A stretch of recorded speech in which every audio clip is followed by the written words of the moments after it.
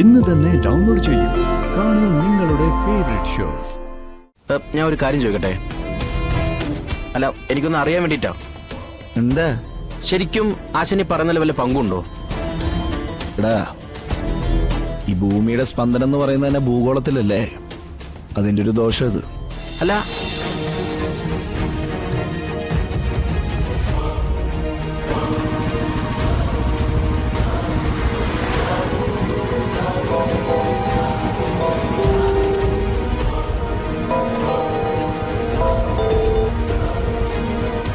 കമല, അതെ, ഏടത്തമ്മേനെ കളക്ടറേറ്റേക്ക് വിളിപ്പിച്ചോ. ഞാനിപ്പോ അവിടെ നിന്ന് ഇറങ്ങിയുള്ളൂ. അതെന്തിനാ? നീ വല്ല അബദ്ധം പറഞ്ഞ? ഏടത്തമ്മ IAS ആണെങ്കിലേ ഞാൻ ആരാ? ഭരചന്ദ്രൻ IPSന്റെ ആളാ. അല്ല, ആ പടങ്ങള് കണ്ടതിന്റെ ഓർമ്മയില് ഓരോ ചോദ്യത്തിനും കൃത്യമായിട്ട് ഉത്തരം കൊടുത്തു. ഉരുളക്കുപ്പേരെ പോലെ കൂട്ടത്തി കുറച്ച് സെന്റിമെന്റ്സും കൂടെ കേട്ടി കൊടുത്തു. അതിൽ ഏടത്തേമാണ് വീണു. അവര് നിന്നൊന്ന് വരട്ടി കാണൂല്ലേ? തൂക്കിയെടുത്ത് പോലീസിന്റെ കയ്യിൽ കൊടുക്കുന്നവരെ പറഞ്ഞു. അല്ല, ഞാനാരാ മോൻ? ഓരോ ചോദ്യത്തിനും കൃത്യമായിട്ട് പിടിച്ചു നിന്നു. ഈ ദൃശ്യത്തിലെ ജോർജ് കുട്ടിയെ പോലെ. എന്റെ കയ്യിൽ നിന്ന് ഒന്നും കിട്ടാൻ സാധ്യത എന്ന് മനസ്സിലാക്കി പിന്നെ മതിയാക്കി. പിന്നെ എന്റെ അടുത്തൊക്കെ പോവാൻ പറഞ്ഞു. അല്ല, നീ ഇപ്പൊ എവിടെ നിന്ന് സംസാരിക്കണേ? കളക്ടറേറ്റിന്റെ അടുത്ത് നിന്ന്. എടാ, അവിടെ അടുത്ത് CCTV ഒന്നും ഇല്ലല്ലോ അല്ലേ? ഇവിടെയൊന്നും കാണുന്നില്ല അച്ഛനെ. ആ, നന്നായി. അല്ലെങ്കിൽ ഇപ്പൊ ഏറ്റവും വലിയ തെളിവാണ് ഈ CCTV ഫുട്ടേജ് ഒക്കെ. വന്നിപ്പോ ഫോൺ ചെയ്ത് പറയാൻ പോലും പറ്റാത്ത അവസ്ഥയാണല്ലോ ദൈവമേ. അതല്ലടാ, പിന്നെ വേറെന്തൊക്കെയാ ചോദിച്ചേ? ജീപ്പിന്റെ കാര്യമൊക്കെ ചോദിച്ചു അച്ഛനെ.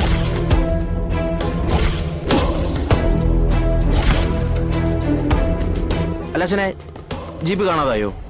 അങ്ങനെ എന്തെല്ലാം നാടകങ്ങൾ നടത്തിയിട്ടാണ് നമ്മൾ ഇവിടെ നിൽക്കണെന്ന് കളക്ടർക്ക് അറിയില്ലല്ലോ.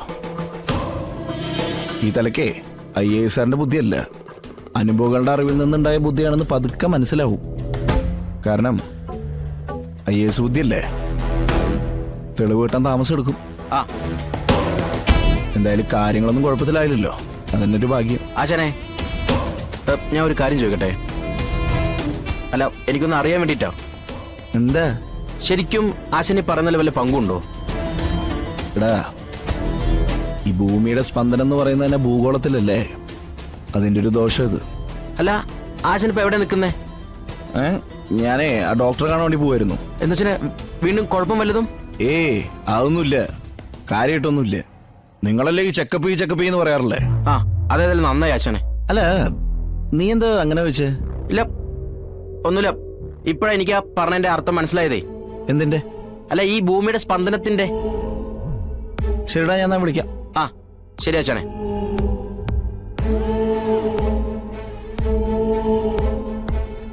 ഞാൻ ആശരത് എന്തു പറ്റി?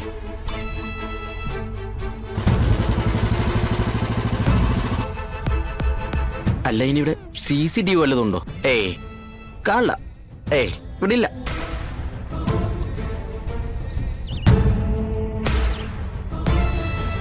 എടോ അബൂബക്കറെ, താൻ ഒരു കാര്യം മനസ്സിലാക്കണം. ഒരു പോലീസ് സേനയുടെ മുഴുവൻ ഉത്തരവാദിത്വവും എനിക്കുണ്ട്. ഞാൻ തന്റെ സുഹൃത്തായിരിക്കാം, പക്ഷേ എനിക്ക് ചില പരിമിതികളുണ്ട്. പക്ഷെ എനിക്ക് പരിമിതികളില്ല. എനിക്ക് വലുതേ എന്റെ മകനാ. അന്നം പുന്നാരമായി വളർത്തിക്കൊണ്ടുവന്നതാ ഞാൻ അവനെ. അങ്ങനെ അത്ര പെട്ടെന്നേ അവനെ കൺമുന്നിൽ നിന്ന് മായ്ച്ചു കളയാനാവുന്നില്ല. അബൂബക്കറിന് ശേഷം ഈ ഭൂമിയിൽ ഇനി ആര് എന്ന ചോദ്യത്തിന് എനിക്ക് ഉത്തരമില്ലാതായിരിക്കുകയാണ്. വേരറ്റു പോയെന്ന് പറയാറില്ലേ, ആ അവസ്ഥ ഒരല്പം ഭീകരമാണ്. എന്നെ ഈ അവസ്ഥയിലേക്കാക്കിയവർ സൂയിച്ചും സന്തോഷിച്ചും എന്റെ കൺമുന്നിലൂടെ നടക്കുമ്പോ എല്ലാം ഉണ്ടായിട്ടും ഒന്നുമില്ലാത്തവനെ പോലെ നിസ്സഹായനായി നോക്കി നിൽക്കേണ്ടി വരുന്നവന്റെ അവസ്ഥ സാറിന് അറിയാഞ്ഞിട്ടാ. അബൂബക്കറെ, ഞാൻ എടോ, ശരിക്കൊന്ന് കണ്ണടച്ചുറങ്ങിയിട്ട് എത്ര നാളായെന്നറിയോ? എനിക്കെന്റെ മകൻ വലുതാ. അവൻ നഷ്ടപ്പെട്ടിട്ടുണ്ടെങ്കിൽ, എന്നേക്കുമായി എന്നിൽ നിന്നും അവനെ വലിച്ചകറ്റിയിട്ടുണ്ടെങ്കിൽ അതിനെനിക്ക് മറുപടി കൊടുത്തേ പറ്റൂ. അതിന് തനിക്കെന്നെ സഹായിക്കാൻ പറ്റണം. അബൂബക്കറെ, ഞാൻ തന്റെ സുഹൃത്തല്ലേടൂ. നിയമത്തിന്റെ ചട്ടക്കൂട്ടിൽ നിന്നുകൊണ്ട് എനിക്ക് എന്തെങ്കിലും ചെയ്തു തരാൻ പറ്റൂ? തന്റെ ഒരു ചട്ടക്കൂട്. എന്നിട്ട് ഈ ചട്ടക്കൂട്ടിൽ നിന്നുകൊണ്ട് താൻ എന്ത് മലയാടോ മറിച്ചത്? മര്യാദയ്ക്ക് സംസാരിക്കണം, ഇതെന്റെ ഓഫീസാണ്. തന്റെ ഒരു ഓഫീസ് എന്നെ കൊണ്ടൊന്ന് പറയിപ്പിക്കരുത്. എടോ, ഒന്നും പ്രവർത്തിക്കാൻ പറ്റുന്നില്ലെങ്കിൽ പിന്നെ അവിടെ കയറി ഇരിക്കരുത്.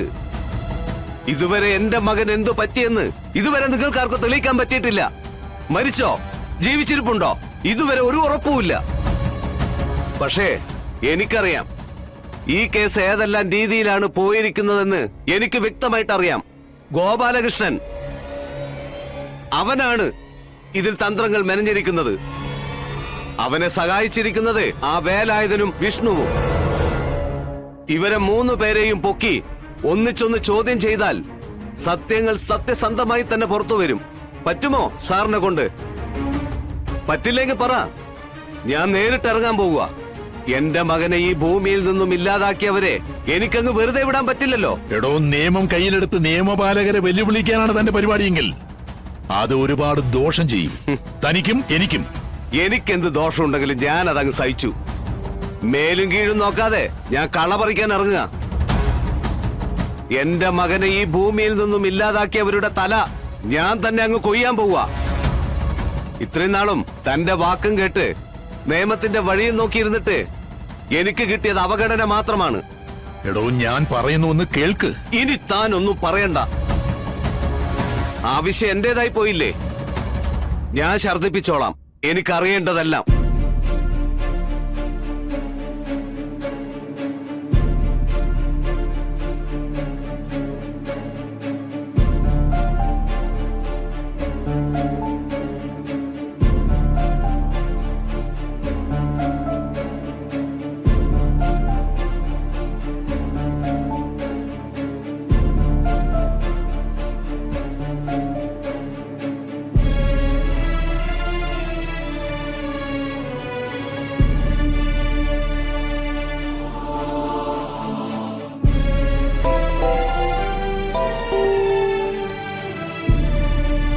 ആ പറയടാ. ആശാനിപ്പോ എവിടെയാ? ആ ഞാൻ സ്റ്റേഷനിലാ, വണ്ടി എടുക്കേണ്ടി വന്നതാ. അല്ല, ഏടത്തെ വേണ്ടോ കൂടെ? ഏയ്, ഞാൻ ഒറ്റയ്ക്കാ വന്നിരിക്കണേ. ഞാൻ സംസാരിച്ചൊക്കെ അവരെന്താ പറയാന്നറിയല്ലോ. ഈ പോലീസ് സ്റ്റേഷന് മുമ്പിലിട്ട് വെയിലും മഴയും കൊള്ളാൻ വേണ്ടിയിട്ടല്ലല്ലോ നമ്മൾ അവനെ വാങ്ങിച്ചേ. ആശാൻ സംസാരിക്കേ. എന്തെങ്കിലും മുട പറയണെങ്കിലേ നമുക്ക് മറ്റു വഴികൾ നോക്കാം. ശരി ശരി, ഞാൻ വിളിക്കാം. ഞാൻ വണ്ടി ഇറങ്ങിയിട്ട് വിളിക്കാം. ആ ശരി ആശാനെ.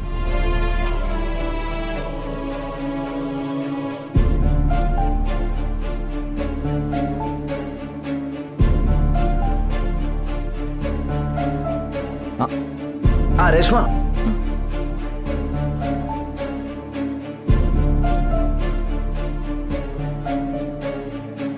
താനിതുവരെ പോയില്ലേ?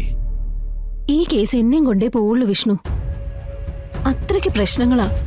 എന്റെ തലവിധി, അല്ലാതെ എന്തു പറയാനാ? എന്നിട്ട് കാര്യം താൻ സൂചിപ്പിക്കുക പോലും ചെയ്തില്ലല്ലോ. എന്താടോ പ്രശ്നം? എന്താ പ്രശ്നം? എന്നെ വിവാഹം കഴിച്ച ആള് തന്നെയാ.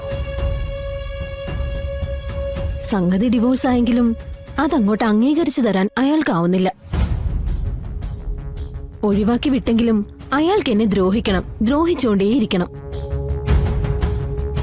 ഇപ്പൊ അയാൾ എനിക്കെതിരെ കേസ് കൊടുത്തിരിക്കുക.